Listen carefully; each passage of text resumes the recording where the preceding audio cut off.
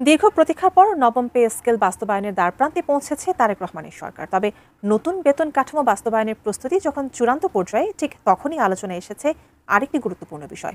প্রস্তাবিত পে স্কেলে অতিরিক্ত সুবিধা পেতে যাচ্ছেন কিছু গ্রেডের সরকারি কর্মচারীরা। দীর্ঘ এক দশকেরও বেশি সময় পর সরকারি চাকরিজীবীদের জন্য নতুন জাতীয় বেতন কাঠামো বাস্তবায়নের পথে এগোচ্ছে সরকার। প্রিয় ভিউয়ার্স, আপনারা কিন্তু অলরেডি স্ক্রিনে দেখতে পাচ্ছেন যে 2 জুন 2026 বাংলাদেশে একটি গ্যাজেট প্রকাশিত হয়েছে।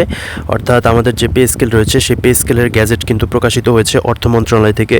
সো গ্যাজেটে কি বলা আছে এবং পে স্কেলের কোন কত পার্সেন্ট করে বেতন বৃদ্ধি পেয়েছে আপনারা জেনে অবাক হবেন যে 15 থেকে 20 গ্রেড পর্যন্ত প্রায় হচ্ছে 100 থেকে 120%-এর মতো বেতন কিন্তু বৃদ্ধি পেয়েছে।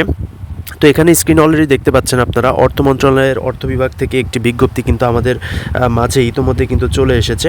সো আজকে এই বিজ্ঞপ্তিটা আপনাদের পড়ে শোনাবো, তাই সম্পূর্ণ ভিডিওটা প্রথম থেকে শেষ পর্যন্ত খুবই মনোযোগ সহকারে দেখেন এবং চ্যানেলটি সাবস্ক্রাইব করে ফেলুন। তো এখানে দেখতে পাচ্ছেন যে প্রস্তাবিত নতুন বেতন কাঠামো প্রথম থেকে 20তম গ্রেড পর্যন্ত প্রস্তাবিত নতুন বেতন কাঠামো দেওয়া আছে।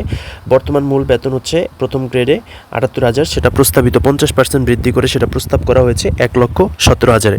এখানে হচ্ছে আপনার 15 থেকে 20 গ্রেড পর্যন্ত প্রায় ওইখানে 120% বেতন বৃদ্ধি করা হয়েছে, কিন্তু 1 থেকে 14 গ্রেড পর্যন্ত 50 থেকে 60% বেতন বৃদ্ধি করে প্রস্তাব করা হয়েছে।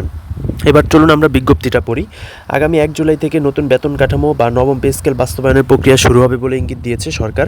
নতুন অর্থবছরের বাজেট থেকে সরাসরি চাকরিজীবীদের বেতন বৃদ্ধির উদ্যোগ নেওয়া হয়েছে বলে জানিয়েছে অর্থ ও পরিকল্পনা মন্ত্রী আমির খসরু মাহমুদ চৌধুরী।